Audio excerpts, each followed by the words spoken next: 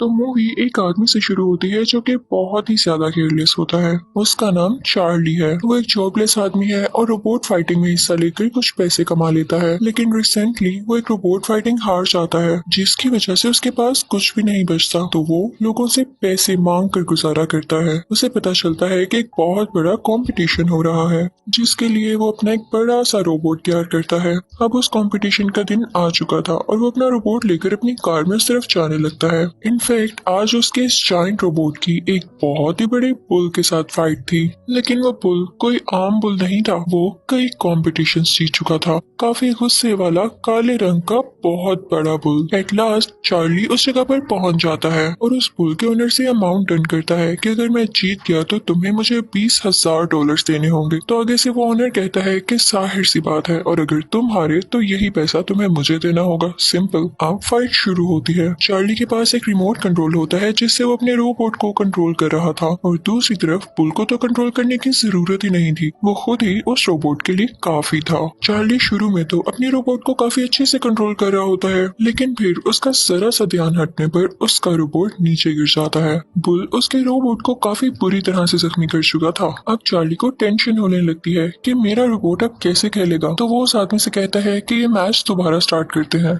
तो वो आदमी कहता है कि ना ना, अब तुम्हारा रोबोट कूड़े में जाएगा। और यही होता है। उसका इतना जायंट बुल उस रोबोट का कुछ नहीं छोड़ता। वो उसके टुकड़े टुकड़े कर देता है। जाहिर सी बात है, चार्ली अब मैच हार चुका था और उसे वादे के मुताबिक अब $20,000 उसी बुल के ऑनर को देने थे। उसके पास तो जरा भी पैसे नहीं थे, तो वो घबरा जाता है और वहाँ से भागने लगता है। वो एक जगह पर छुप जाता है। तभी वहाँ पर दो लोग आते हैं और उसे बताते हैं कि जिस औरत के साथ तुम 10 साल पहले रहते थे उसकी डेथ हो चुकी है, और अब तुम्हारा एक बेटा भी है जो कि 10 साल का है, और वो अब अकेला है क्योंकि उसकी माँ अब इस दुनिया में नहीं रही। तो उसकी आंट यानी खाला उसे अपने पास रखना चाहती है। अब ये फैसला कोर्ट तुम्हारी इजाजत के बगैर तो नहीं लेने वाली। अब तुम आकर ये बताओ कि क्या तुम्हें अपने बेटे को अपने पास रखना है या तुम अलाउ कर दोगे उसकी आंट को। चार्ली तो पहले ही वहाँ से भागना चाहता था, तो वो फौरन से वहाँ से कोर्ट चला जाता है, जहाँ पर उस बच्चे की आंट कोर्ट में कह रही होती है कि मैं बहुत ज्यादा अमीर हूँ, मैं इस बच्चे का ख्याल अच्छे से रख सकती हूँ, ये जो मांगेगा मैं इसे दूंगी। और फिर वो जाकर चार्ली से रिक्वेस्ट करती है। चार्ली को तो कोई फर्क नहीं पड़ता था कि उसका बेटा जिस मर्सी के पास जाए, क्योंकि वो उससे कभी मिला जो नहीं था और वो इजाजत देने भी वाला था। लेकिन तभी उसे एक आइडिया आता है। वो कहता है कि मैं ऐसे शो करूंगा जैसे मैं अपने बेटे को उसकी आंट के पास नहीं भेजना चाहता, और ऑब्वियसली जितनी वो अमीर है वो मुझे ऑफर तो जरूर करेगी कि इतने पैसों के बदले मुझे ये बच्चा दे दो। जब मुझे ज्यादा सारे पैसे मिल जाएंगे तो मैं अपने बच्चे की इजाजत दे दूंगा। और वो ऐसे ही करता है। उस बच्चे के आंट और अंकल चार्ली के साथ डन करते हैं कि ठीक है, तुम $1,00,000 ले लो, लेकिन अपना बेटा हमें दे दो। चार्ली तो इस बात से बहुत खुश हो जाता है क्योंकि उसे बैठे बिठाए $1,00,000 मिल चुके थे। अब उस बच्चे की आंट चार्ली से कहते हैं, लेकिन हमारी खातिर एक फेवर भी कर देना।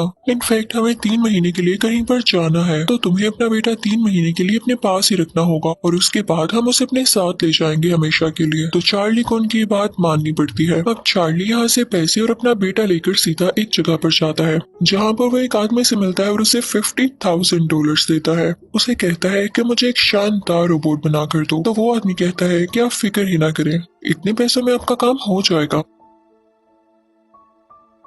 चार्ली का बेटा ये सारी बातें सुन लेता है तो उसे बिल्कुल अच्छा नहीं लगता। चार्ली उससे कहता है कि इन पैसों के बदले में हमारे पास एक बहुत आला रोबोट आने वाला है, और कुछ ही दिन में वो रोबोट उनकी तरफ आ जाता है। वो दोनों उसका नाम नोइजी बॉय रखते हैं। वो बहुत ही ज्यादा जायंट और पावरफुल था।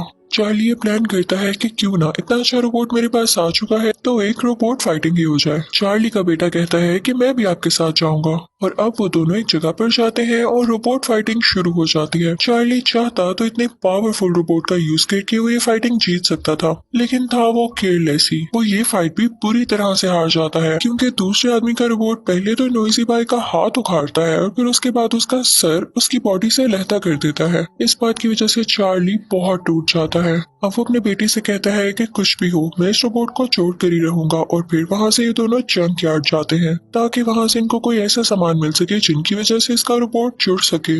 वहाँ पर बहुत ज्यादा बारिश हो रही होती है और ये लोग उसके स्पेयर पार्ट्स ढूंढ रहे होते हैं, लेकिन तभी उस बच्चे का पाँव स्लिप होता है और वो नीचे गिरने लगता है। चार्ली फौरन से उसे बचा लेता है। जब वो बच्चा देखता है कि उसका पाँव किस चीज से स्लिप हुआ तो उसे एक अजीब सी चीज दिखाई देती है। वो किसी पुराने रोबोट का हाथ था। वो अपने फादर से कहता है कि हम इसको बाहर निकालते हैं, लेकिन चार्ली कहता है कि हमारे पास इसके लिए वक्त नहीं और बारिश भी हो रही है। लेकिन वो बच्चा कहता है कि ठीक है, मैं खुद ही इसको निकाल लूंगा। उसके बाद वो दोनों चार्ली की एक दोस्त के पास आते हैं जो कि रोबोट्स के बारे में थोड़ी बहुत नॉलेज रखती थी। चार्ली अपने दोस्त से कहता है कि मेरा बेटा एक रोबोट लाया है, पता नहीं जंकयार्ड से कौन सा पुराना सा रोबोट उठा लाया है। तो चार्ली का बेटा कहता है कि आप इसको एक बार देखें तो सही, ये बिल्कुल ठीक है। अब चार्ली की दोस्त उसे और ठीक कर देती है जिससे वो बिल्कुल एक्टिव हो जाता है। उस रोबोट का नाम एटम था। वो बहुत ज्यादा स्ट्रॉन्ग था और अनएक्सपेक्टेडली किसी को भी नहीं पता था। चार्ली भी ये देख के खुश हो जाता है तो वो अपने बेटे से कहता है कि हम इसे कंपटीशन में लेकर जाएंगे, एक बहुत बड़ी कंपटीशन में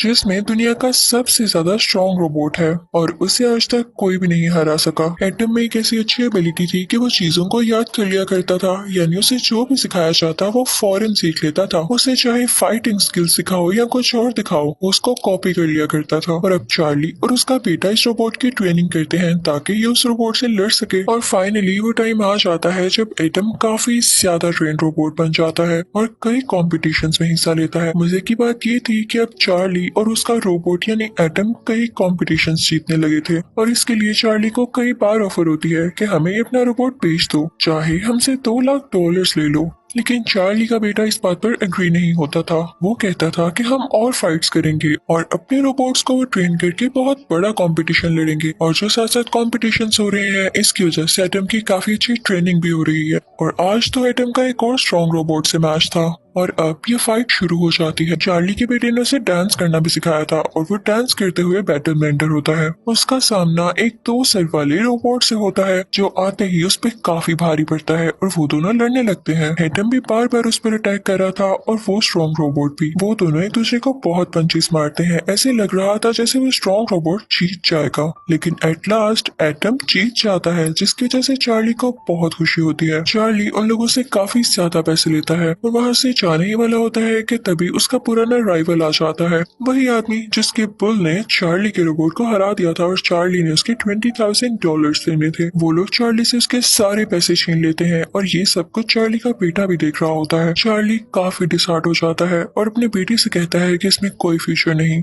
मैं तुम्हें नहीं पाल सकता, मेरे पास अब कोई पैसा नहीं बचा। और अब उस बच्चे के आंट और अंकल भी आ चुके थे तो चार्ली उससे कहता है कि आओ मैं तुम्हें तुम्हारी आंट के पास छोड़ रहा हूँ। तो वो बच्चा कहता है कि नहीं, मुझे आपके साथ रहना है। वो जबरदस्ती अपने बेटे को उसकी आंट को दे देता है और वापिस आ जाता है। उसकी दोस्त उससे पूछती है कि तुम्हारा बेटा कहाँ है, तो वो कहता है कि मैंने दे दिया उसको उसकी आंट को, मुझे ऐसा करना ही था, वैसे भी मैं उसका ठीक से ख्याल नहीं रख पा रहा था। तो उसकी दोस्त कहती है कि चार्ली तुम होश में तो हो, वो तुम्हारा बेटा है, जब वो तुम्हारे साथ रहना चाहता है तो तुम्हें क्या मसला है, तुम फौरन उसके पास वापस जाओ। तो चार्ली को ऐसा करना पड़ता है। चार्ली को एहसास हो चुका था कि उसका बेटा ही था जिसने एटम को इतनी टेक्निक सिखाई। तो वो अपने बेटे के पास जाता है और उससे कहता है कि बेटे हमारा मैच आज ज़ीउस के साथ है, यानी वही स्ट्रॉन्गेस्ट रोबोट जिसको आज तक कोई नहीं हरा सका, और हमें एटम को ट्रेन भी तो करना है। तो उसका बेटा खुशी खुशी उसके साथ आ जाता है और उसकी आंट भी उसे कुछ नहीं कहती बल्कि वो हैप्पीली इजाजत दे देती है। तो अब वो दिन आ चुका है जब ज़ीउस और एटम की फाइटिंग है। सब लोग काफी एक्साइटेड होते हैं क्योंकि पिछले कई मैचेस एटम जीत रहा था और आज जिसके साथ उसका मैच था वो ज़ीउस था, यानी दुनिया का सबसे स्ट्रॉन्ग रोबोट। कई लोग उस पर बिड लगाते हैं। वहाँ पर वो आदमी भी आया था जिसका पुल था। वो कहता है कि एटम हार जाएगा तो वो भी कई ज्यादा पैसों के बिड लगाता है जो कि उसके मुताबिक उसको वापस मिलने वाले थे, लेकिन किसी को क्या पता कि आगे क्या होता है। तो अब एंट्री होती है ज़ीउस की जो कि काफी खौफनाक एंट्री थी। मैच शुरू होने वाला था। चार्ली और उसका बेटा एक बार तो ज़ीउस को देख के घबरा जाते हैं, लेकिन चार्ली अपने बेटे से कहता है कि हमें कुछ भी करके जीतना होगा, हम ये कर सकते हैं। उनको बताया जाता है कि इनकी फाइट के 5 राउंड्स होंगे। तो पहला राउंड होता है शुरू। ये राउंड शुरू होते ही ज़ीउस फौरन से एटम को एक पंच दे मारता है। एटम बेचारा यहाँ गिर जाता है लेकिन ज़ीउस उसे पंच मारे ही जाता है। ज़ीउस उसे मौका ही नहीं दे रहा था कि वो भी कुछ कर पाता। तो यहाँ पर एटम काफी वीक हो जाता है। अब ज़ीउस उसके हेड पर शॉट मारता है, यानी उसके सर पर पंच करता है, जिससे बेचारा एटम नीचे गिर जाता है और कोई मूवमेंट नहीं करता। और यहाँ पर पहले राउंड खत्म होने की काउंटिंग स्टार्ट होती है, लेकिन तभी चार्ली का बेटा चिल्लाता है कि उठो एटम, तुम्हें करना होगा। और यहाँ पर एटम में मूवमेंट आती है। एटम फौरन से उठता है और सीयूस को एक जोरदार पंच से मारता है। वहाँ बैठी सारी ऑडियंस हैरान हो जाती है, क्योंकि आज तक सीयूस को किसी रोबोट ने ऐसा पंच नहीं मारा था। एटम काफी अच्छा फील करता है और वो सीयूस को और पंचेस मारने लगता है, लेकिन जीउस को तो आ जाता है गुस्सा कि किसी ने मुझे मारा। वो एटम को इतना मारता है कि उसको मौका ही नहीं मिलता उसे मारने का। दोनों एक दूसरे को मार भी रहे होते हैं और एटम खुद को डिफेंड भी कर रहा होता है। और यहाँ पे राउंड 1 का टाइम खत्म हो जाता है। चार्ली आकर एटम को ठीक करता है, उसे कूल डाउन करता है और अब राउंड 2 शुरू हो जाता है। दूसरे राउंड में भी दोनों एक दूसरे से लड़ रहे होते हैं, लेकिन जीउस इतना ज्यादा स्ट्रॉन्ग था कि उसे कोई असर नहीं हो रहा था एटम के पंचेस से। अब जीउस उसे दोबारा मारने लगता है और एटम नीचे गिर जाता है, लेकिन लकीली उसी वक्त उठ खड़ा होता है जबकि राउंड का टाइम खत्म होने वाला था। थर्ड राउंड में भी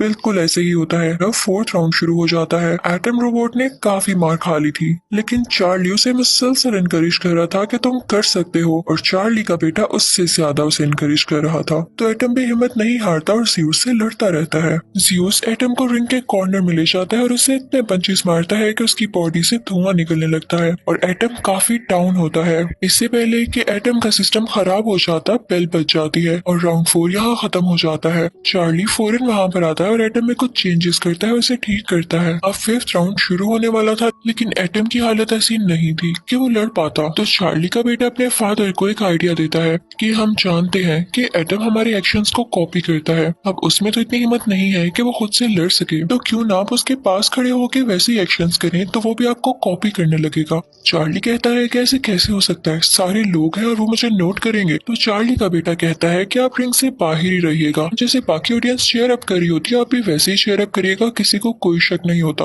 अब राउंड शुरू होता है, ये फाइनल राउंड था। तो चार्ली भी वैसे एक्शंस करने लगता है और जैसे उनका प्लान था एटम भी उन्हें कॉपी करने लगता है। राउंड शुरू होते ही जीउस उस पे काफी अटैक करने लगता है, उसे पंचेस मारने लगता है।